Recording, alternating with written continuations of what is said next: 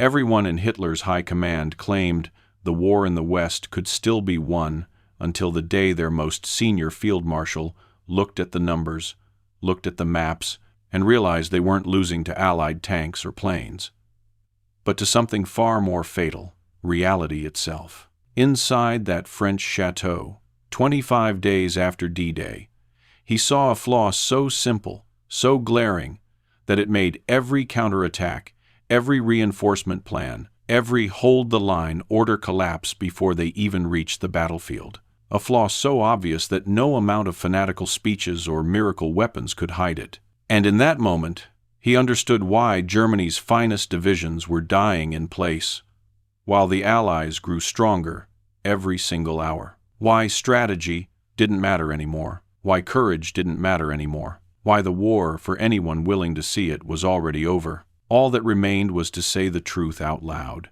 And when he finally did, on a crackling phone line to Berlin, that single sentence ended his 50-year career and doomed a nation that refused to listen. The chateau was too quiet for a battlefield headquarters. Evening light spilled through tall windows, tracing pale gold across the long table crowded with maps of Normandy, maps stabbed with colored pins, thick with arrows showing movements that had already failed, and plans that no longer mattered. Outside, the gardens of the old French estate were still untouched by the war. Inside, the war was crushing everything. Gerd von Rundstedt stood alone at the center of the room, a man in full dress uniform surrounded by a battlefield collapsing dozens of miles away. Behind him, orderlies whispered into radios, receiving fragments of reports from the front. A battalion gone missing near Caen, an ammunition convoy destroyed before reaching the line, an entire regiment reduced to scattered groups hiding in hedgerows. The kind of updates that didn't require imagination, only resignation. For days, Rundstedt had watched the map change the same way. Allied arrows growing broader, German positions shrinking, whole sectors twisting under the pressure of American armor and British artillery. He didn't need field reports anymore. The map itself was screaming. And yet Berlin kept asking the same question, as if the question alone could reverse the war. A knock broke the stillness. An aide, face pale, stepped inside and whispered the words Rundstedt knew were coming. "Field Marshal Keitel on the line, sir?"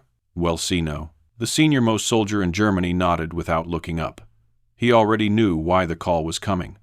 Cherbourg had fallen. Caen was holding by a thread. Panzer divisions were still waiting for orders, trapped behind a dictator's illusions. The Allies were landing supplies faster than Germany could destroy them. The outcome was as clear as the sunset bleeding through the windows. But in the wolf's lair thousands of miles away, hidden in the forests of East Prussia, none of that clarity existed. There, reality arrived, softened, edited, reshaped into the shape Hitler could tolerate. Rundstedt had spent weeks sending messages that reflected the truth. He had received speeches in return, not solutions. He lifted the receiver. On the other end, Keitel's voice was thin and strained, like a man balancing on the edge of a truth he wasn't allowed to acknowledge. Static cracked between words. Rundstedt imagined him standing inside Hitler's headquarters, surrounded by officers terrified not of the Allies, but of the man they served. "Field Marshal," Keitel began. "The situation in Normandy, what is your assessment?" Gas. There was no urgency in the question anymore, only fear. Keitel needed guidance. Hitler needed reassurance. Rundstedt had neither to give. He turned slowly toward the map table. The blue pins marking Allied units clustered like a spreading infection along the coast. The red pins marking German positions looked fewer every day, crushed, overwhelmed, or simply gone. He stared at the vast sweep of the French countryside, hedgerows, villages, roads, and understood how little control Germany actually had over any of it. He thought of the men digging in around Caen, fighting tanks with rifles, artillery with desperation. He thought of the supply columns Hitler insisted existed, but that never reached the front. He thought of the panzer divisions kept idle until the Allies had turned the roads into killing grounds. And he thought of the question he had been forced to answer every morning for 4 straight weeks. "Can we still hold?" Asked, there had been a time when he could deliver bad news with tact. A time before Hitler demanded fantasies. A time before commanders were dismissed for telling the truth. That time was gone. Normandy had stripped the last layer of optimism from him. He inhaled slowly, feeling the weight of 50 years of service, of victories in Poland, France, and Ukraine. Victories earned through calculation, not delusion. And now, the same calculation was telling him the opposite. "Field Marshal?" Keitel repeated. "What is your recommendation?"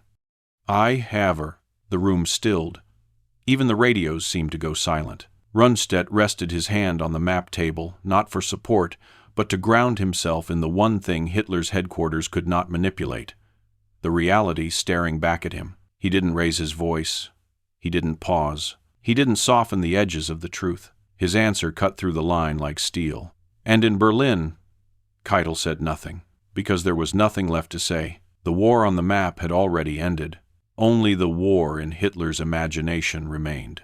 Long before Gerd von Rundstedt stood in a French chateau watching Germany crumble, he had been shaped by a world that believed armies, not parliaments, decided the fate of nations. He was born in 1875, in a Prussia that worshipped discipline the way other countries worshipped religion.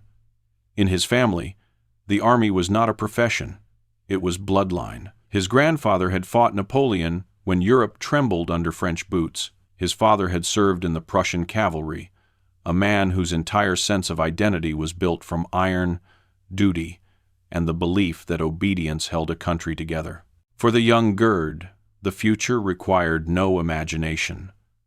Boys in other families wondered what they would become. Boys in the Rundstedt household were told from birth. At 16, he put on a cadet uniform.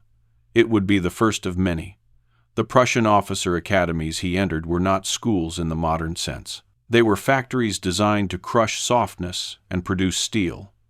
Long days of drilling, nights spent memorizing military theory, and endless hours being judged, measured, evaluated. A cadet was expected to stand straighter, think quicker, calculate faster. The slightest sign of hesitation was hammered out early. But the system did more than teach obedience. It taught clarity. Prussian training insisted that war was not about slogans, emotion, or speeches. It was arithmetic. A commander who understood numbers would win. A commander who understood sentiment would lose. Rundstedt absorbed that lesson as naturally as breathing. By the time the First World War erupted in 1914, he was already a rising officer, assigned to staff work instead of frontline command. Many officers resented such postings. They wanted glory, not paperwork. Rundstedt never complained. He understood that the men who moved pins on maps often shaped the war more than the men charging across the trenches. He coordinated artillery, synchronized infantry movements, and managed the lifelines of logistics that kept entire corps alive. It was not glamorous, but it was precision work, exactly the kind of task that hardened his belief that war was won or lost long before soldiers exchanged fire. It was also where he learned the harshest truth of modern conflict. Courage mattered, but numbers mattered more. You could not outfight a nation with deeper reserves. You could not outmaneuver an enemy who replaced divisions faster than you could destroy them. It was a lesson he would never forget, and the lesson that would later make him see the truth in Normandy faster than any man around Hitler. After Germany's defeat in 1918, the Kaiser fell, the empire collapsed, and the army was reduced to a skeleton. But the skeleton still needed a spine. Rundstedt was part of the handful of officers chosen to rebuild what remained. Promotions came steadily, not from ambition, but from competence. He was not loud. He was not theatrical. He earned respect the way Prussians believed it should be earned through work, not words. By the early 1932nd, he commanded a division. In 1936, he was one of the highest-ranking officers in the German military. When Hitler rose to power, Rundstedt was already a relic of a different age, an aristocrat in a new Germany that valued fanaticism over discipline, ideology over professionalism. He never joined the Nazi Party, never raised his voice in support of its ideology.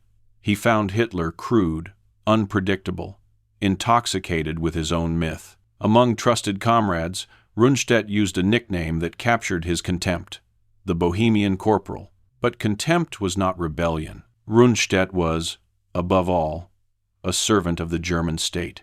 The uniform mattered more than the man wearing it. He had served the Kaiser. He had served the Republic. He would serve the Reich. He believed that soldiers existed to fight wars, not to judge the leaders who ordered them. It was a conviction that made him indispensable in victory, and powerless in the face of delusion, because obedience had built his career. And that same obedience would tie his hands when he finally recognized the magnitude of the disaster unfolding in the summer of 1944. By the time Europe descended into war again in 1939, Gerd von Rundstedt was no longer the quiet staff officer moving units across rail lines. He had become one of the architects who would orchestrate Germany's lightning victories, victories that convinced the world the Third Reich was unstoppable. It began in Poland. September 1939 arrived with a clarity that almost felt cruel. Germany struck with a precision the world had never seen. Armored columns cutting deep through the countryside, aircraft smashing communication lines, infantry advancing faster than defenders could organize. While political leaders argued about treaties and borders, the mathematics of blitzkrieg unfolded exactly as men like Rundstedt had envisioned. Rundstedt commanded Army Group South. His formations did not merely advance, they carved up the Polish defense with surgical speed, driving toward Warsaw, while other German armies collapsed the flanks. In barely 5 weeks, Poland ceased to exist as a sovereign nation. Foreign observers struggled to understand what had happened. But for Rundstedt, it was simple: numbers, speed, and coordination. The formula had worked, and it would work again. Just 8 months later, his forces spearheaded the attack through the Ardennes in May 1940. The French believed the thick forests and narrow roads were a natural barrier. Rundstedt believed they were a highway waiting to be used. He sent 7 panzer divisions threading through the trees like steel serpents. They burst out behind the main French lines exactly where the defenders thought themselves safe. The French army did not collapse because it was weak. It collapsed because it was outmaneuvered. Rundstedt's thrust cut off the British Expeditionary Force and shattered any coherent response. Paris fell. France surrendered in 6 weeks. It was a victory so decisive that even Hitler treated Rundstedt with an uncharacteristic level of respect. But success breeds illusions. The ease of victory led Berlin to believe the Wehrmacht was unstoppable. Hitler began to think war was no longer about calculation, it was about destiny. That shift in mindset would become deadly. In the summer of 1941, Rundstedt received another massive assignment: command of Army Group South for Operation Barbarossa, the largest invasion in human history. Once again, the early weeks delivered exactly the results Rundstedt expected. His forces tore through Ukraine with terrifying efficiency. Industrial centers, agricultural regions, major cities, all fell in rapid succession. At Kiev, one of the largest encirclements of the war, trapped over 500,000 Soviet troops. The scale of the victory was unprecedented. German officers wrote home convinced the Soviet Union would collapse before winter. Rundstedt did not share their confidence. He had seen something on the ground that those in Berlin could not see from maps and parade speeches. Soviet armies broke, yes, but they reformed. Their reserves were bottomless. New divisions appeared where logic suggested there should be none. Cities expected to surrender dug in harder. Factories evacuated beyond the Urals continued producing tanks and aircraft. It was as if an entire continent had decided to fight with teeth bared. The further the Germans pushed, the more Rundstedt recognized the flaw in Hitler's calculation. The Soviet Union was not France, where one decisive blow shattered the state. It was a giant with wounds everywhere but a heart still beating. Autumn turned to winter. The German advance stalled outside Moscow. Temperatures plunged. Supply lines stretched thin.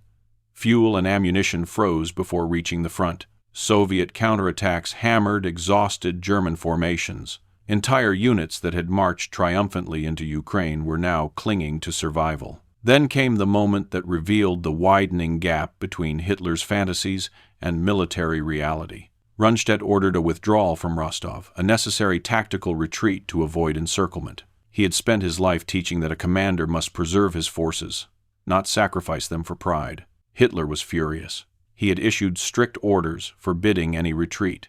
He believed the Soviet Union would break if German troops simply held firm. Rundstedt's decision contradicted not only Hitler's orders, but his worldview, so Hitler dismissed him. Just like that, the commander who had delivered 3 of Germany's greatest victories was removed for acknowledging reality. The message to the officer corps was unmistakable. Hitler did not want truth. He wanted obedience. For the first time, Rundstedt understood the danger not of the enemy, but of the system he served. A system where telling the truth could end a career. A system where delusion had begun replacing strategy. He resigned quietly. He returned home, and he waited. But Germany's war machine was burning through competent commanders the way a forest fire burns through dry wood. Within months, the Reich realized it needed him again. Hitler summoned him back, restoring him to a role he did not ask for, Commander-in-Chief West, responsible for defending an entire coastline with divisions that barely existed. Rundstedt took the job, not because he believed Hitler, not because he believed in victory, but because he was still a Prussian officer, and Prussian officers served even when the orders were suicidal. He would need every lesson from Poland, France, and Ukraine, because the next time the enemy came, Germany would not be the attacker. The next time, reality would come for them, and it would come on the beaches of Normandy. When Rundstedt returned to Germany after being dismissed in Russia, he did not speak of betrayal. He did not complain. He simply waited because he knew something every professional soldier instinctively senses. Wars do not punish incompetence first. They punish truth-tellers. And Hitler had just proven that. But the Reich noticed his absence almost immediately. The Eastern Front was swallowing generals whole. Experienced officers were either dead, disgraced, or desperately holding collapsing lines with forces that grew weaker each week. Even Hitler understood that the West, the place where the Allies would inevitably return, needed someone who could calculate, not fantasize. So, in early 1942, Rundstedt was summoned again. Hitler reinstated him as Commander-in-Chief West, responsible for defending the Atlantic coastline from Norway to the Pyrenees. It was a role built on impossible expectations. Hitler wanted miracles. Rundstedt wanted mathematics. The two had not clashed for the last time. He arrived to find an illusion wearing a uniform. The Atlantic Wall that Hitler bragged about in speeches did exist on blueprints, in propaganda reels, and in the fevered imaginations of SS officials who built models for the Führer's approval. But on the actual coast, it was a patchwork of half-finished bunkers, outdated guns, understrength divisions, and units that had no business standing against the most technologically advanced invasion force in history. And Rundstedt saw it immediately. He toured the defenses, walking through cold cement bunkers, stepping over rusted rails meant to slow tanks, watching conscripts in their 40s train with weapons older than they were. He inspected Osttruppen units, men dragged from Soviet territories, wearing German uniforms that didn't fit, holding rifles they barely knew how to load. These men were supposed to hold back the Americans, British, and Canadians. It was insanity dressed as strategy. But Rundstedt, always the professional, did not panic. He told Berlin exactly what the wall needed: more men, more anti-tank guns, more mobile reserves, and a realistic understanding that the coast could not be defended everywhere at once. The reply from Hitler was not reinforcement. It was delusion. Hitler's belief was simple. If the soldiers fight with will, the wall will hold. Recevez. To Rundstedt, this was not strategy. It was magical thinking. Still, Rundstedt did not rebel. He adapted. If Berlin would not give him more troops, he would at least position what he had in ways that made sense. He wanted the armored divisions, Germany's last truly dangerous weapon, kept inland, far enough from the coast to avoid Allied air power, close enough to counterattack once the enemy committed to a landing zone. Classical doctrine. Proven doctrine. And that is when Erwin Rommel entered the picture. Rommel, newly assigned to command Army Group B under Rundstedt, saw the war through entirely different eyes. He had fought the British and Americans in North Africa. He had watched Allied fighter bombers tear his supply lines apart. To him, any movement in daylight was suicide. Rommel's conclusion. The only way to defeat the invasion was to kill it on the beaches before the Allies could build a foothold strong enough to survive aerial bombardment. Their disagreement was not personal. It was philosophical. Two men who respected each other, yet understood that only one strategy could be right. Hitler chose the worst possible outcome, a compromise that satisfied no one. He kept key panzer divisions under his personal control, locked behind bureaucracy and paranoia. Rundstedt knew what that meant. Rommel knew what that meant. Every experienced officer knew what that meant. When the invasion came, the men who understood the battlefield would be forced to ask permission from a man who had not seen a front line since 1914. Rundstedt returned to his headquarters after those planning conferences with a heaviness he had never felt, not even in Russia. He recognized the pattern. He had seen it in Rostov. He had seen it in Hitler's refusal to retreat. The Reich was not losing because its soldiers were weak. It was losing because its leadership had built a world where reality was the enemy. And the next time Hitler ignored reality, the price would be paid on a scale the German high command could barely imagine. Normandy was coming, and Berlin was preparing to fight it with hope instead of truth. By the time 1944 arrived, Rundstedt had inspected enough of the Atlantic coast to understand the truth that no one in Berlin wanted to face. The wall Hitler bragged about was not a fortress.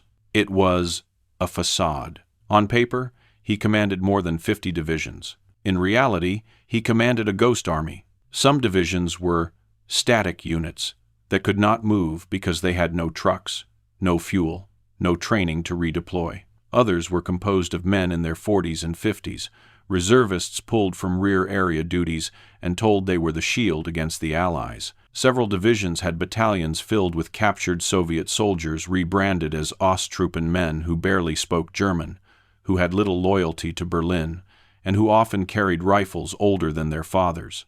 And then there was the Luftwaffe, or rather, the absence of it. Hitler still spoke as if the German Air Force was a decisive arm capable of smashing any invasion fleet. Rundstedt knew better. Allied bombers flew over France almost unopposed. Fighter bombers prowled the skies daily, striking rail yards, bridges, depots, and anything that moved. Rundstedt once watched a column of German trucks crawl along a road near the coast. Within minutes, Allied aircraft spotted them and tore them apart before the lead vehicle even reached its next checkpoint. He wrote to Berlin repeatedly, "The enemy has total air supremacy. Nothing moves by day. If you would not wearing est." Each message was met with excuses, promises, or silence. Berlin still lived in the world of 1940. Rundstedt had to fight in the world of 1944. The mathematics were brutal. The Allies could land wherever they wished along thousands of miles of coastline. Rundstedt had to guess correctly with a force too weak to cover even a fraction of that distance. Normandy, Calais, Brittany, the Low Countries, any could be the target. And every panzer division held back from the correct sector meant another 10 miles of beach left undefended. For Rundstedt, this was not indecision, it was geometry. A line too long, a force too thin, a clock ticking too fast. In conference after conference, he explained the reality with the calm authority of a man who had been fighting wars since Bismarck's time. "You cannot defend everywhere," he said. "You must defend decisively somewhere." He once said, but Berlin did not want decisive. Berlin wanted symbolic. Hitler believed the wall should be strong everywhere. Every bunker mattered. Every stretch of sand should be held to the last man. Rundstedt knew such orders were suicide. He argued that the wall should delay the landing, not defeat it. The real battle would be fought inland by the armored reserves, which brought him to the one element of the defense that still had teeth: the panzers. They were the only force capable of throwing an invasion back into the sea, and Rundstedt wanted them held in a central reserve beyond the reach of Allied aircraft, ready to strike once the main landing was revealed. It was sound doctrine. It had worked in 1940. It had worked in Russia. It remained the only realistic chance Germany had. Then Rommel disagreed. Rommel had lived what Allied air power meant. He had watched his Africa Corps disintegrate on open desert roads under the relentless precision of fighter bombers. To him, holding panzers inland was not a strategy, it was a death sentence. Move them closer to the beaches, Rommel insisted. Strike the Allies before they assemble. Kill the invasion at the water's edge, or lose the war. 1 dasking to 8. 2 brilliant commanders. 2 incompatible solutions. And Hitler, unwilling to choose, made the one decision that guaranteed disaster. He took direct control of the key panzer divisions himself. This was not strategy. It was paranoia. Hitler believed only he could judge when and where the reserves should be committed. That meant Rundstedt and Rommel would need the Führer's personal authorization to move the very units that were supposed to determine the battle's outcome. Rundstedt knew exactly what that meant. Rommel did too. When the invasion came, they would be spectators waiting for the approval of a man who had no understanding of the situation on the ground and who believed the real Allied landing might come elsewhere. But the worst part wasn't Hitler's interference. It was time. Every hour the Allies bombed the French railway network, made it harder for German reinforcements to move. Every bridge destroyed added another delay. Every fuel depot lost crippled mobility. Rundstedt watched as the arteries of France, the rail lines, the roads, the junctions were systematically severed. By late spring, he knew the truth. Germany would not fight the Allies when they landed. Germany would fight the clock. When June came, the question would not be, can we stop them? Right. It would be, can we move anything at all? If you haven't have to Sezen and Rundstedt, staring at the hollow strength of the Atlantic Wall, understood the answer long before the first Allied paratrooper touched French soil. The answer was no. The night before the invasion was too still to be real. Rundstedt had seen campaigns begin in storms, in smoke, in artillery fire that shook the earth.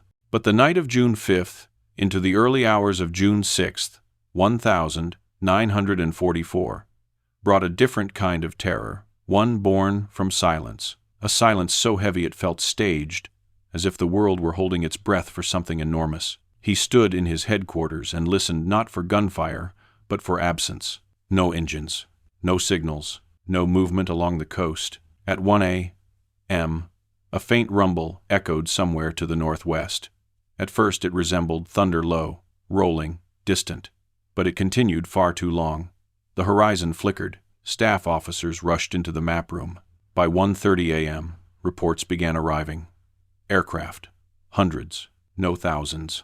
At 2 a.m., the first message arrived that confirmed what Rundstedt had expected for months. Large-scale air landings behind our lines. Paratroopers. Is Wuntley back? The invasion had begun. But it wasn't the invasion Berlin expected. Hitler's headquarters still believed the real landing would come at Pas de Calais, the shortest distance from England, the position the Allies had spent months feeding with fake radio traffic, dummy divisions, and phantom armies. Rundstedt had warned repeatedly that Calais was obvious, perhaps too obvious, but Berlin chose to see what it wanted to see. Now, Normandy was burning in the darkness.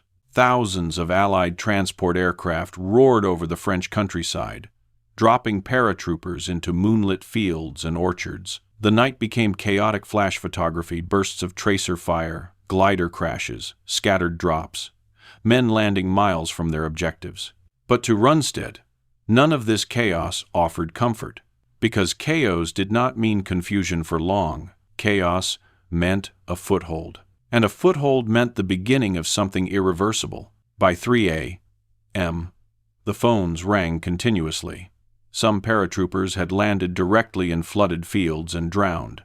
Others seized crucial bridges before German forces could respond. Entire German units were paralyzed by uncertainty, unsure if they were facing a diversion or the main thrust. Rundstedt's instinct was immediate. Release the panzers. Wehrgenestud. But the order was not his to give. 2 armored divisions, the very divisions he needed, were tied up behind Hitler's insistence on personal control. Rundstedt's staff sent the request anyway, hoping for a miracle. No reply came. At 5:30 a.m., the horizon flashed white, not lightning naval guns. Then came the sound, rolling inward from the coast like a physical blow. Allied battleships and cruisers opened fire with a precision that stunned even the men who had seen the bombardments in Sicily and Italy. Entire sections of the Normandy coast disappeared under fountains of earth and shattered concrete. Rundstedt listened as fortress commanders reported their positions collapsing. Gun batteries were knocked out before they could fire a second salvo. Telegraph lines were cut. Observation posts simply vanished. And still Hitler slept.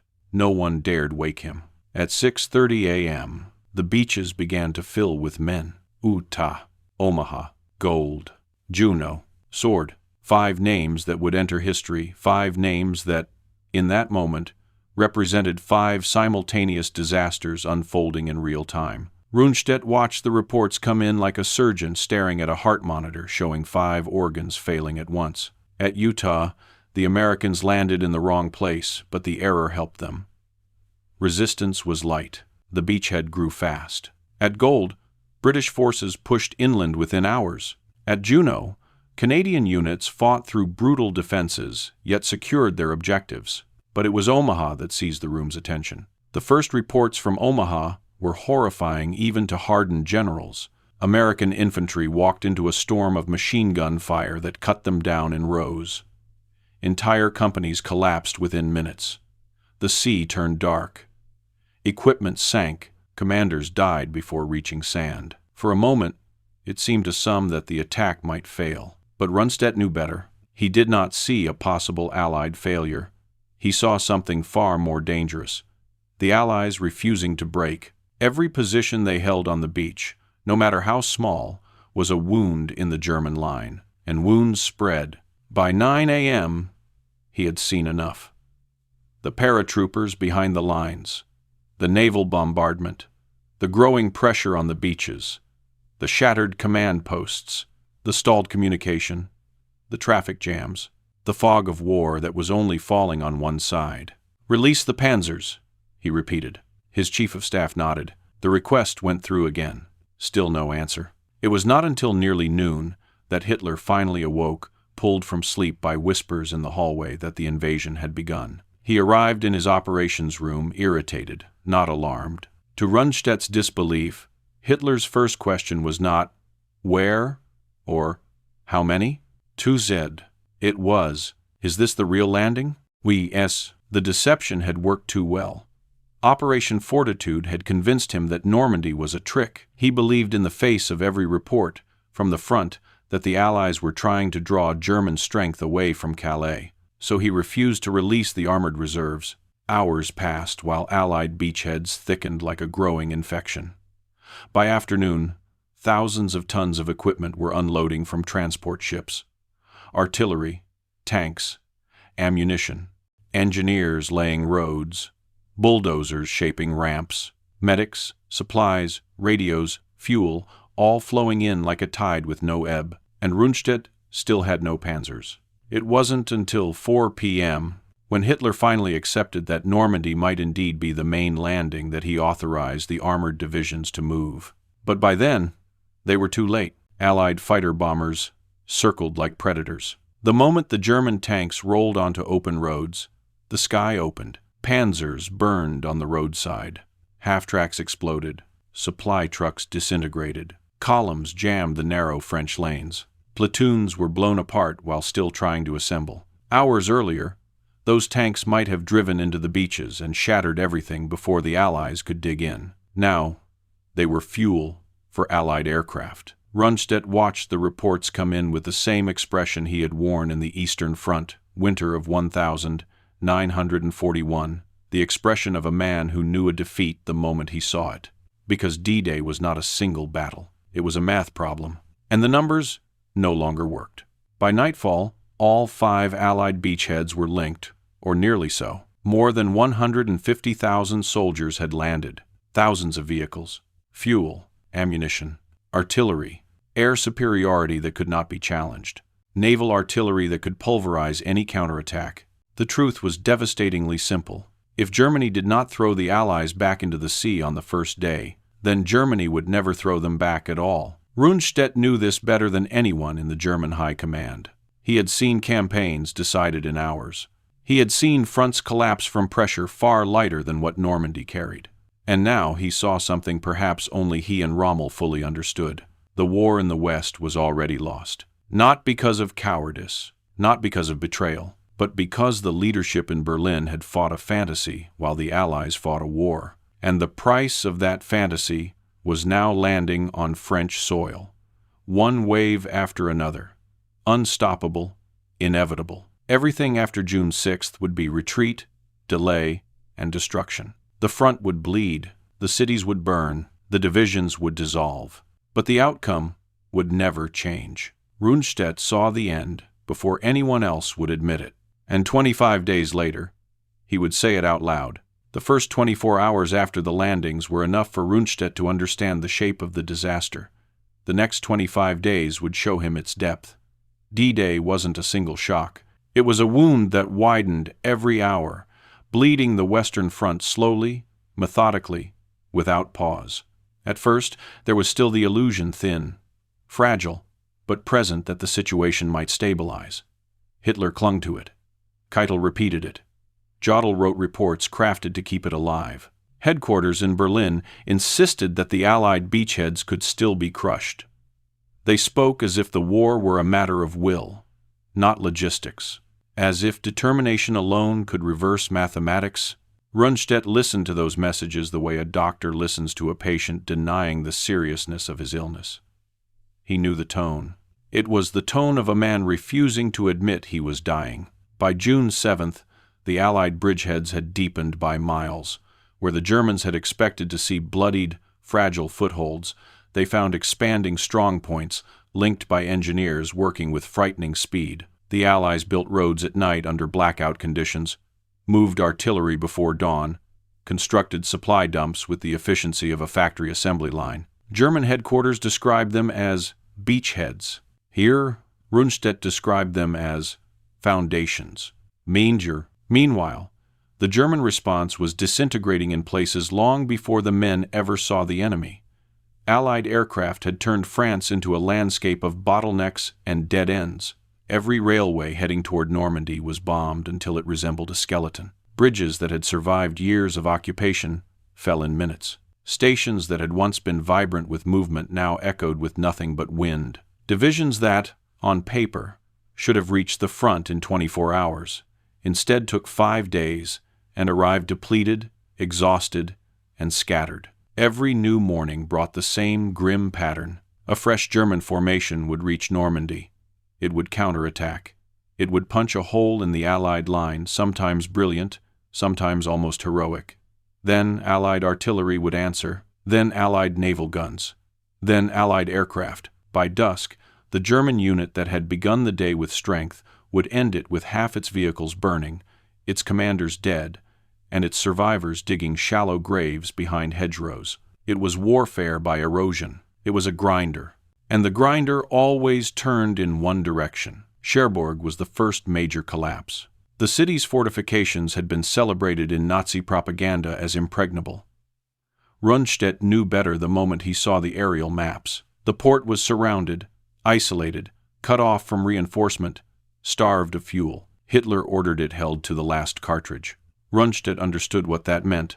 The defenders would fight bravely, die needlessly, and the city would fall exactly on schedule. It did. Cherbourg surrendered on June 26th.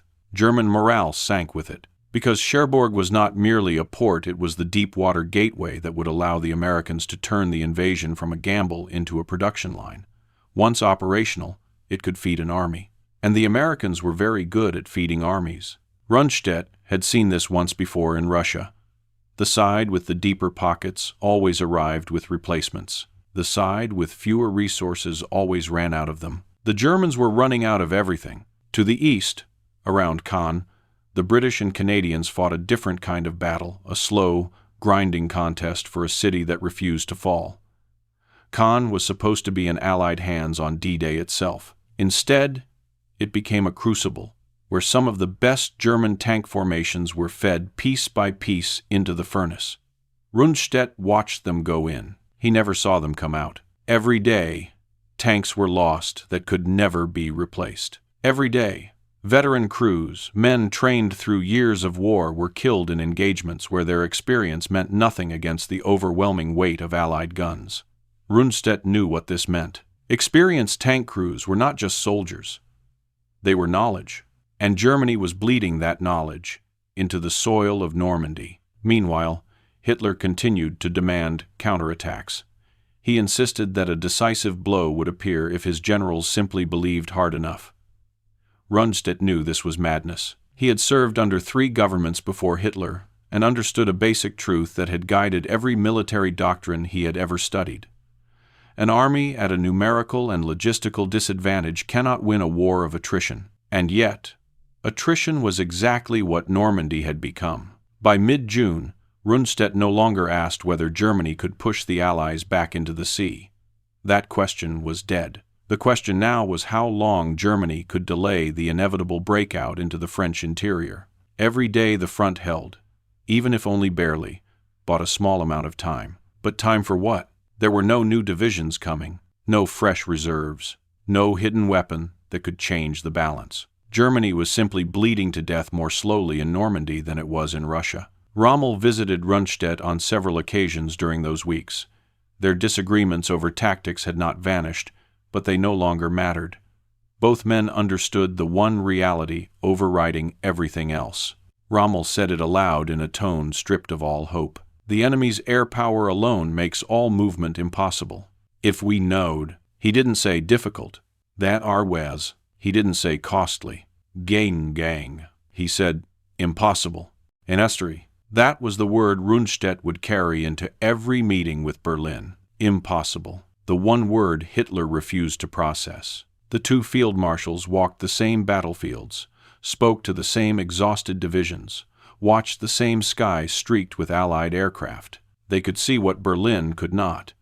The German army was being dismantled, not in dramatic battles, but in the monotony of daily losses. A tank here, a platoon there, a battalion trapped in a traffic jam and torn apart, a bridge destroyed at the wrong moment, a fuel depot lost to a single bombing run. Not a collapse and unraveling. On June 17th, the first meeting with Hitler after D-Day confirmed what Rundstedt already sensed. The Führer heard only what he wanted to hear. He spoke of wonder weapons, new divisions, and holding to the last man. Rundstedt listened as a man who had commanded armies his entire life, listened to someone who had never commanded anything larger than a company. There was a chilling realization in that meeting, not merely that Hitler was detached from reality, but that the system itself was designed to keep him detached. Rundstedt saw fear in the eyes of the officers around the table. Fear of facts, fear of honesty, fear of saying the one thing Hitler could not bear to confront. That the war in the West was no longer winnable, the next days confirmed it. By June 20th, the Allied buildup was unstoppable. The beaches had become floating cities. The Mulberry Harbor's vast artificial ports turned offshore waters into logistical engines. Supplies poured across them faster than German intelligence could count. By June 25th, Rundstedt no longer saw the Allied line as a threat. He saw it as a verdict. On July 1st, when Keitel asked him the question Hitler had demanded for weeks, "What should we do?" he was not answering out of anger, or defiance, or despair. He was answering out of calculation. A calculation he had begun on June 6th.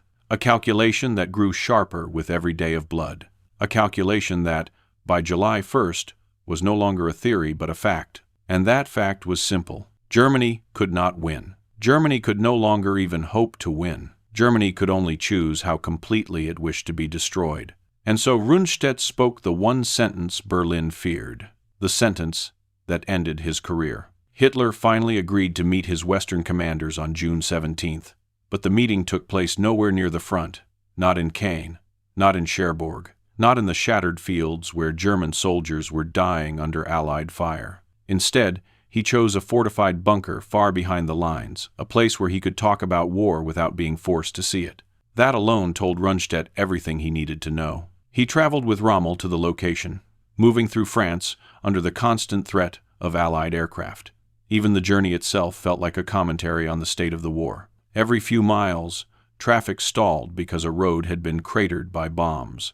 Bridges were replaced with shaky wooden structures. Command cars zigzagged between wreckage that had once been convoys. By the time the 2 field marshals arrived, their uniforms were covered in dust, their tempers sharpened by the silent agreement that the situation was unraveling faster than Berlin could comprehend. And yet, the bunker they entered hummed with an almost theatrical calm. Maps on the walls, staff officers with polished boots. Reports that emphasized local difficulties rather than systemic failure. A sanitized war for an audience that demanded sanitization. Hitler entered the room slowly, and Rundstedt was struck by his appearance. This was not the man who had strutted through victory parades in 1940. His complexion was pale, almost gray. His left hand trembled. His walk carried a stiffness that had nothing to do with age and everything to do with strain. But his voice when he spoke still carried the same imperious certainty. He asked for a situation report. Rommel did not soften his words. He laid out the reality with the bluntness of a man who had nothing left to hide. The Allies had total air dominance. Troops could not move in daylight. Reinforcements were arriving too slowly. The coastline could not be sealed again. The longer the Germans held, the more they bled. And the Allies were growing stronger every hour. When Rommel finished, there was no sound in the bunker. Not the scrape of a chair, not the shuffle of boots, just silence, heavy, electric, dangerous. Hitler stared at him as if he had spoken treason. Rundstedt watched the exchange with the calm of a man who already knew the outcome. He had seen this before in Russia, after Rostov. He recognized the way Hitler's eyes hardened, not with understanding, but with offense. To Hitler, a problem was not a challenge to evaluate, it was a personal insult to his worldview. And Rommel had just insulted that worldview. When Hitler finally spoke, the bunker seemed to shrink. His voice rose, accusing Rommel of defeatism. He insisted that the situation was temporary, that new weapons would arrive soon, that Allied morale would collapse once the V-1 flying bombs struck London, that Germany needed only to hold a little longer. He spoke like a man trying to convince himself. Rundstedt listened, his expression unchanged. He had long since given up believing Hitler's fantasies, but he also knew there was no point in arguing. Hitler did not absorb information, he repelled it. Reality slid off him like water off steel. So when he turned to Rundstedt for confirmation, the field marshal gave a measured response, precise and professional, focused on reorganizing reserves and stabilizing the line. White. But Hitler heard what he wanted to hear. Not a warning, but endurance. The meeting ended abruptly when the distant thunder of a V-1 explosion rattled the bunker. Everyone flinched except Hitler, who seemed energized by the sound. To him, the flying bombs represented hope, the promise of revenge, the promise that fear might force Britain to the table. To Rundstedt, it represented the same thing everything in that bunker represented: delusion. When the conference broke up, Rommel and Rundstedt walked outside into the warm French air, away from maps and speeches, and back into the reality they shared. Rommel broke the silence first, his voice low, bitter. He doesn't understand a single thing we've told him. Endwell, we canted 2 of the scarred mile. Rundstedt didn't respond immediately. He watched Allied aircraft, drawing thin contrails high in the sky out of reach, unchallenged, uncontested. Finally, he said, he understands. He simply refuses to accept. His doc, they both knew what that meant. A commander who misinterprets information is dangerous, but a commander who rejects information entirely is fatal. The war was no longer being lost by miscalculations. It was being lost by design. Still, they returned to their sectors, because soldiers return to their posts even when the war itself has stopped making sense. Days passed. Losses mounted. The front bent and creaked, but did not yet break. Rundstedt watched events unfold with an increasing sense of inevitability. Each request for reinforcement encountered delays. Each counterattack lasted shorter than the last. Each conversation with Berlin revealed deeper layers of denial. Then, on June 29th, Hitler summoned them again, this time to Bavaria. Another journey away from the front, another conference conducted far from artillery range, where the war felt more like a puzzle than a catastrophe. Rommel once more presented the truth. Rundstedt supported him quietly, with facts rather than emotion. Both men argued for a political solution, or at least a strategic withdrawal that might save German forces from annihilation. Hitler erupted again. Accusations of cowardice, demands for faith, promises of new divisions that existed only on paper, the same circular speeches that had filled German headquarters for months. Rundstedt watched, not with anger, but with resignation. He realized Hitler was no longer even trying to win the war. He was trying to preserve the illusion that he understood it. The war had become a mirror in which Hitler refused to see his own failures. And if the leader could not face reality, then the nation built around him would collapse without ever admitting why. When Rundstedt and Rommel left that second meeting, they were no longer debating strategies. They were no longer discussing possibilities. They were discussing consequences. The Allied breakthrough was not a question of if, but when. The only variable left was how many German soldiers would die before Berlin allowed the truth to surface. A truth Rundstedt had already calculated. A truth he would speak aloud in a phone call only days later, knowing full well what it would cost him.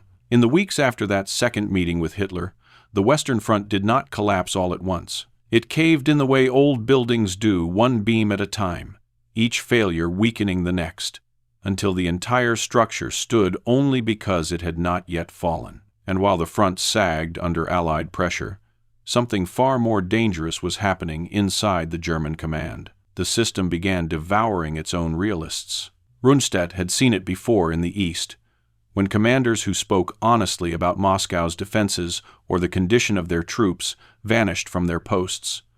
But this was different. This was not just the removal of inconvenient officers. This was a purge of competence itself, a deliberate cleansing of anyone whose perception of reality threatened Hitler's fantasies. Rommel was the first to feel the tightening noose. He continued sending warnings to Berlin, precise, unavoidable warnings. Troops exhausted, tanks crushed, air power non-existent. If the army did not shorten its lines and conserve strength, the Western Front would dissolve. Rommel didn't sugarcoat anything.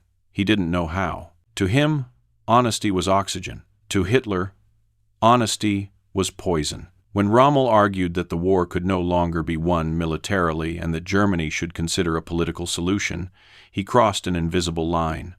Rundstedt knew that line well. It was the line he himself would soon cross. But Rommel crossed it earlier and publicly, and the system reacted exactly as it was designed to. Whispers began in the corridors of the Wolf's Lair. Rumors of disloyalty, accusations of defeatism. Files opened quietly by the Gestapo. Rundstedt heard them long before they reached Rommel's ears. He recognized the pattern instantly. Hitler never confronted a commander openly. He simply allowed the weight of suspicion to build until the man was already condemned in the minds of those around him. But Rommel wasn't the only target. Field Marshal Günther von Kluge, Rommel's counterpart in the East, years earlier now commanded Army Group B after Rommel was injured. Kluge was brilliant, energetic, and widely respected, but brilliance was becoming a liability. He too sent messages urging withdrawal, redeployment, tactical realism. And realism, by this stage of the war, was indistinguishable from treason in Hitler's eyes.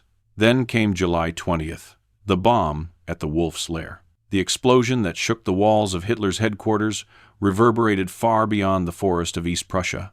It detonated inside the German High Command, sending suspicion, fear, and vengeance cascading across every army group. Officers who had never met the conspirators were dragged in for questioning. Senior commanders were judged by association, not evidence. The conspiracy itself had been small, but the shadow it cast was enormous. Hitler turned inward. Trust evaporated. His paranoia, already severe, calcified into doctrine. Anyone who had voiced doubts, however mild, was now suspect. Rundstedt felt the shift immediately. Berlin no longer asked for analysis. Berlin demanded loyalty. Perfect, unblinking loyalty. A commander's value was no longer measured by his understanding of the battlefield, but by his willingness to echo Hitler's fantasies. And every officer who saw clearly, every man capable of rational thought, was now walking along the edge of a cliff. Rommel, recovering from wounds after his car was strafed by Allied aircraft, received 2 visitors on October 14th. They arrived with a briefcase. Inside it was a cyanide capsule and a choice: face the people's court, be humiliated, executed, and have his family punished, or take the capsule and be remembered as a hero who died from his injuries. He chose the capsule. Germany lost one of its finest commanders, not to the Allies, but to its own regime. Von Kluge did not last long after him. Hitler suspected him of contemplating negotiations with the Allies during the retreat that followed the Allied breakout. It didn't matter whether it was true. Suspicion was enough. Summoned back to Germany, Kluge never arrived. He stopped on a roadside near Metz, wrote a final letter urging Hitler to end the war, and swallowed cyanide. Another realist gone. And then there was Rundstedt. He stood above the storm, older than the others, quieter than the others, less flamboyant, less political. His strength had always been calculation, not charisma. He had outlived hundreds of officers younger, bolder, and louder because he had always chosen his battles carefully. But the purge reached him too. Not with an arrest, not with a forced suicide, but with something colder: isolation. Orders stopped arriving. Requests went unanswered. Keitel no longer asked for his opinion, only for confirmation of decisions already made. Rundstedt's assessments were quietly minimized in reports. His warnings were rephrased, softened, made harmless before they reached Hitler. He had become what every honest commander eventually becomes in a collapsing system: a ghost in uniform, still present, still technically in command, but ignored. Berlin did not need to kill Rundstedt. It only needed to stop listening. He watched the pattern unfold with the clarity of a man who had survived long enough to understand the rules. Those who lied thrived. Those who spoke truth were removed. And those who tried to straddle the line, offering half-truths, cautious warnings, were gradually forced into silence. The system was purging reality itself. And as the Western Front buckled, as Allied armor tore through hedgerows and cities burned under the summer sky, Rundstedt understood what this purge would ultimately cost Germany. Not territory, not divisions, not generals, but victory. Victory in any form, military, diplomatic, or moral. A nation cannot survive when it kills the people who tell it the truth. He had said the war was lost, and now, watching Rommel and Kluge fall, he understood how far the system would go to silence men like him. He would soon pay the price himself. Not with his life, something almost merciful compared to the fates of others, but with something that, to a Prussian officer of his generation, cut just as deeply: his command. When Rundstedt was dismissed on July 2nd, the order arrived without ceremony. No shouting, no accusations, no dramatic confrontation, just a piece of paper delivered by an officer who looked almost embarrassed. The official explanation was predictable: age, fatigue, health. The truth was simpler: he had spoken honestly. And in Hitler's Germany, that was an unforgivable act. He packed his uniform quietly, handed over his maps, and left headquarters with a dignity that felt almost archaic compared to the chaos swallowing the Western Front. He had seen many endings in his lifetime: empires falling, armies retreating, regimes collapsing under the weight of their own myths. But this ending carried a bitterness unlike any other, because it wasn't a collapse brought by enemies, it was a collapse engineered by the very leadership sworn to prevent it. Rundstedt returned to his home believing his career was finished. He was nearly 70, exhausted, and suffering from heart problems. A younger man might have raged against the dismissal. A more political man might have fought for influence. But Rundstedt had long ago learned that wars end careers as ruthlessly as they end lives. He expected to die in quiet obscurity. But the German army was collapsing faster than Hitler could replace its commanders. The Allied breakout from Normandy began in late July, tearing through German lines with a speed that reminded Rundstedt painfully of his own early campaigns. Operation Cobra, spearheaded by American armor, tore open the front near Saint-Lô. German resistance crumbled. Entire divisions evaporated in the hedgerows. Commanders sent frantic messages, begging for reinforcements that didn't exist. The German 7th Army was being strangled, its supply lines severed, its units scattered. Rommel was gone. Kluge was wavering. The Western Front needed a commander, someone with authority, experience, and enough prestige to give the illusion that the situation could still be controlled. And so, in early September, Rundstedt received the message he never expected: return. Not as an advisor, not as a consultant, but as Commander-in-Chief West once again. It was an extraordinary act of desperation. Hitler reinstated the same man he had just fired for telling the truth. Even the officers delivering the message struggled to reconcile the contradiction. But Rundstedt understood it perfectly. There was no one else left. He returned to the front with no illusions. He told his staff privately, "My task is not to win anything. My task is to preside over a catastrophe." It was a rare admission of emotion from a man who had spent a lifetime speaking in military precision. But it was also the truth. The Germans had lost France. They were losing Belgium. They were losing the Netherlands. All that remained was a slow retreat toward the German border. Still, Rundstedt did what he always did. He looked at the map, absorbed the situation, and applied logic to a landscape ruled by chaos. He ordered withdrawals where he could, stabilized lines where possible, and coordinated counterattacks only when they offered strategic value rather than symbolic gestures. But Hitler did not want strategy. He wanted spectacle. In December 1944, Hitler summoned Rundstedt to discuss a plan he believed would reverse everything. A final offensive. A bold strike that would shatter the Western Allies, sever their armies, capture Antwerp, and force a negotiated peace. The Ardennes. When Rundstedt saw the outlines of the plan, something inside him hardened. It wasn't the boldness that troubled him. It was the impossibility. The fuel didn't exist. The armor strength wasn't sufficient. The terrain was unforgiving. The Luftwaffe could no longer contest the skies. And even if the Germans broke through the American lines, they could not hold what they captured. He had spent his life calculating the odds of victory. This time, the calculation wasn't complex. It was arithmetic that even a cadet could solve. Hitler asked, "Can it succeed?"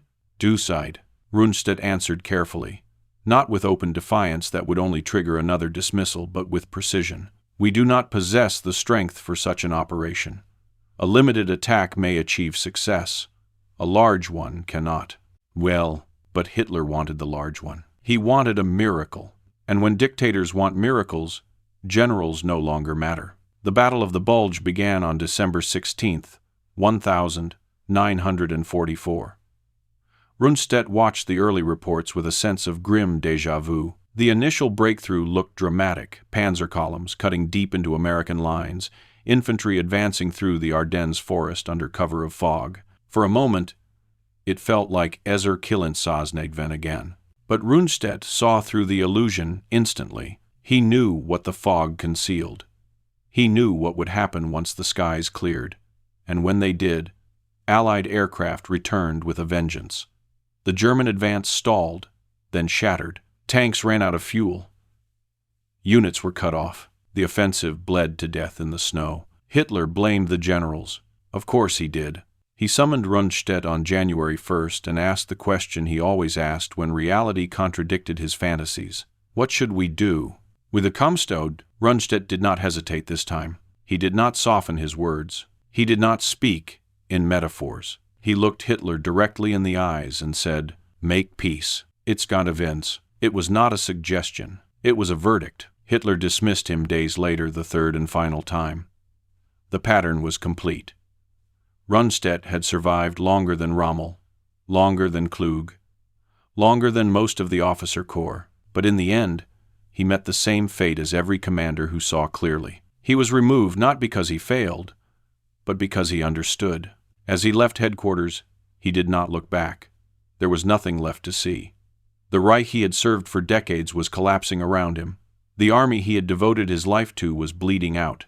The war he had warned would be lost was now ending exactly as he predicted, slowly, painfully, inevitably. He had returned only to witness the end, and now, dismissed once more, he would watch it from afar, an old man who had spent 50 years walking battlefields, now walking away from the final one. But the war was not done with him yet. His final chapter would come, not on the front, but in the ruins of a country that refused to listen until nothing was left. When Rundstedt left his headquarters for the final time, winter had already swallowed the Western Front. Snow muffled the echo of artillery. Villages burned beneath a sky the color of steel, and retreating German columns trudged eastward like ghosts, marching toward a grave they had not chosen. The once grand Wehrmacht, an army that had conquered half of Europe, was reduced to fragments, held together by stubbornness rather than strategy. Rundstedt watched the collapse not as a commander anymore, but as a witness, one who had predicted this moment long before Berlin could imagine it. His dismissal after the Ardennes offensive didn't surprise him. What surprised him was how quietly it happened. No accusations, no shouting, just an unceremonious order removing him from command. An old man with heart problems, walking out of a war that no longer had room for men who spoke the truth. He returned home to Bad Tolz, exhausted, ill, and strangely hollow. He had spent 50 years serving the German state, 3 different governments, 2 world wars, and countless campaigns. And now, for the first time since he was 16, he belonged to no command, no unit, no duty. He listened to distant artillery rumbling from the west, then the east, and realized Germany was being crushed between 2 armies stronger than anything he had ever faced. He didn't read Hitler's speeches anymore. He didn't listen to the radio. He understood that none of it mattered. The Reich was collapsing in slow motion, and even though he was no longer wearing a field marshal's baton, he could still read the battlefield by intuition alone. The Eastern Front had become a tidal wave driving relentlessly toward the heart of Germany. Cities he had once passed through as a young officer, Königsberg, Breslau, Danzig, were now engulfed by the Red Army. In the west, American armor rolled across the Rhine with an ease that bordered on the surreal. This was not the German army he had known. This was a force crumbling faster than terrain could be defended. In March 1945, news reached him of an event so unthinkable that even Rundstedt was momentarily stunned. American forces had captured the Ludendorff Bridge at Remagen intact. For the first time since Napoleon, an enemy army had crossed the Rhine without obstruction. Hitler reacted exactly as Rundstedt expected. He looked for someone to blame, and because Rundstedt was the senior commander in the West during the planning of the Ardennes, because he had dared suggest peace in the Führer's presence, because he had become a symbol of the truth Hitler hated, he was the easiest target. Even though he had not been in command when the bridge fell, Hitler dismissed him again in a final gesture of spite. It didn't matter. Rundstedt had no desire to return. The war was no longer a contest of armies, it was a funeral procession for a nation. In early April, he was moved to a military hospital.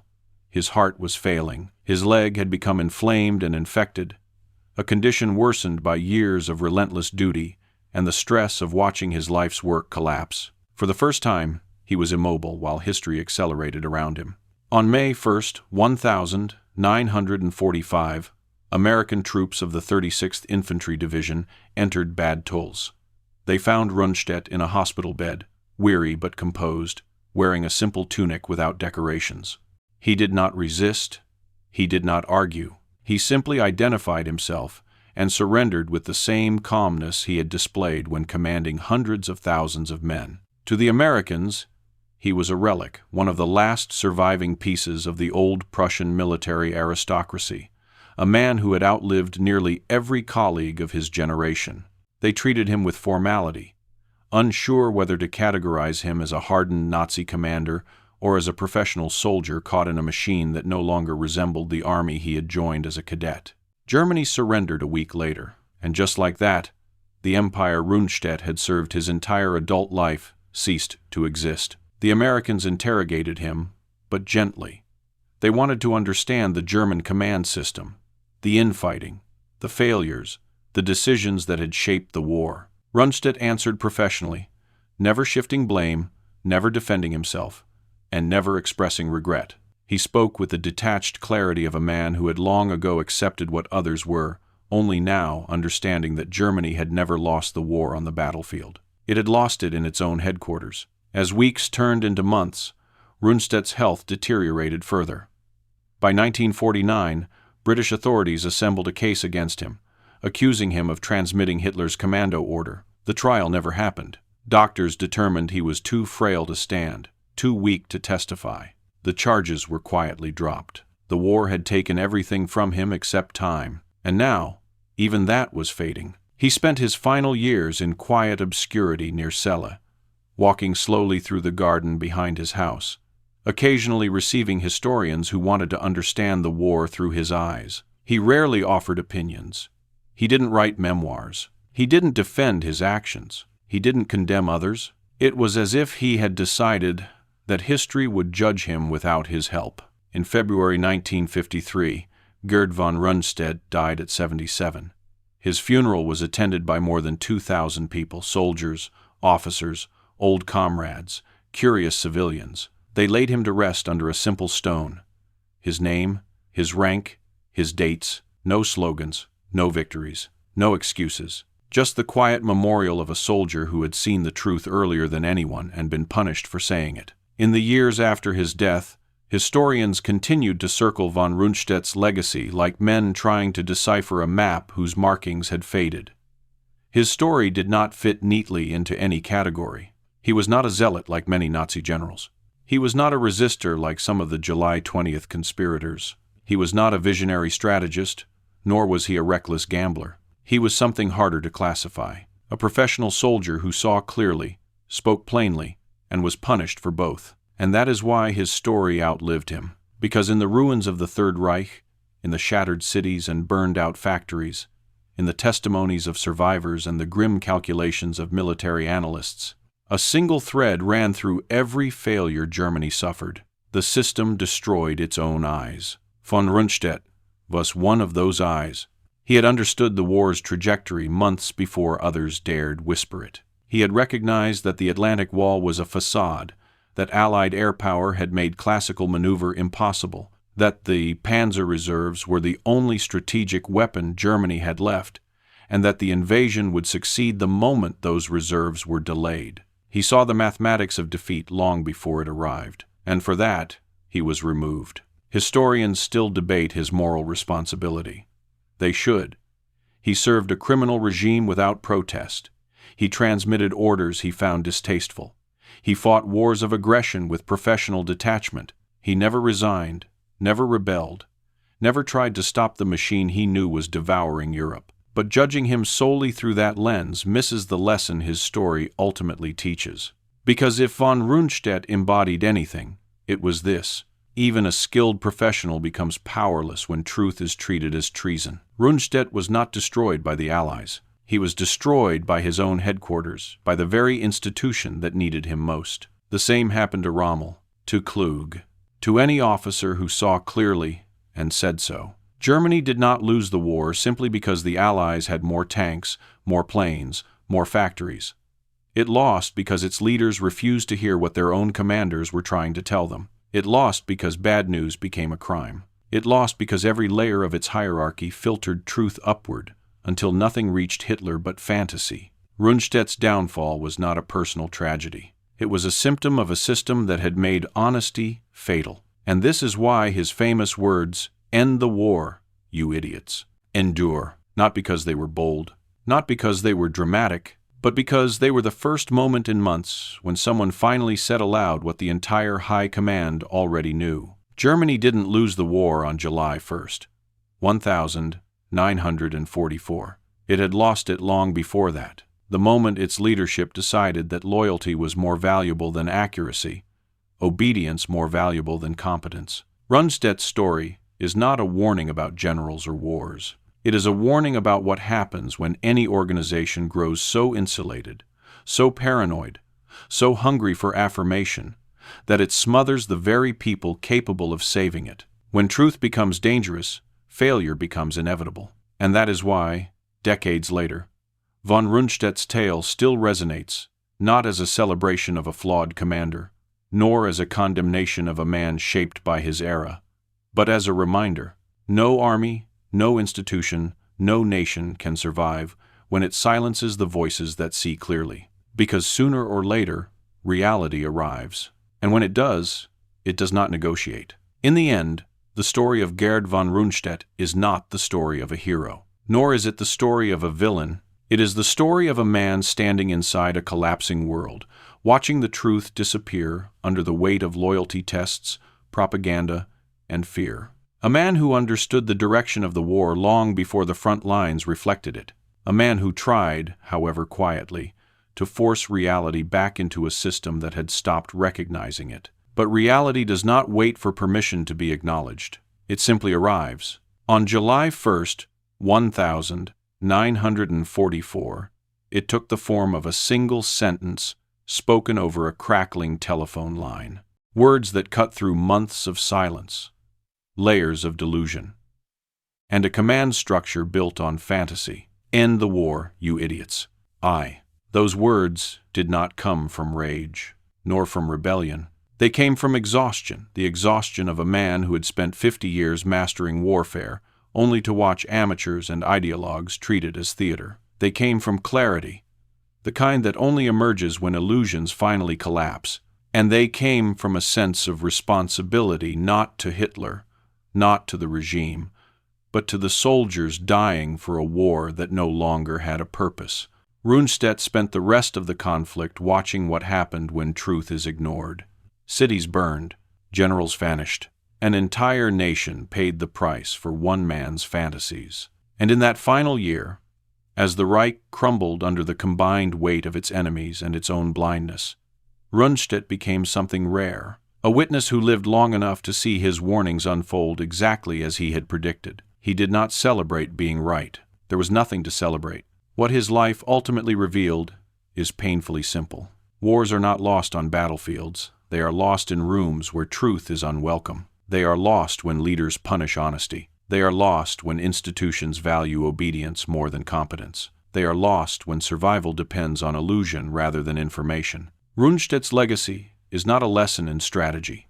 It is a lesson in what happens when the people who can see clearly are silenced, and the people who cannot see at all are given absolute power. He died in peace, buried under a stone that says nothing of his victories or his failures. A quiet ending for a man who spent his life navigating storms created by others. But his story remains, not because of what he won, not because of who he served, but because of what he recognized. A system that destroys its truth-tellers destroys itself.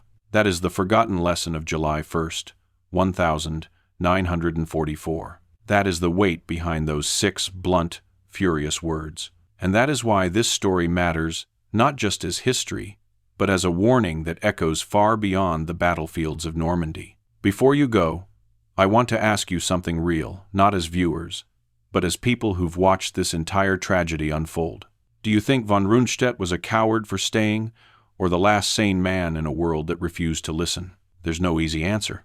No perfect category. Just a complicated man trapped inside a collapsing system. Tell me what you think.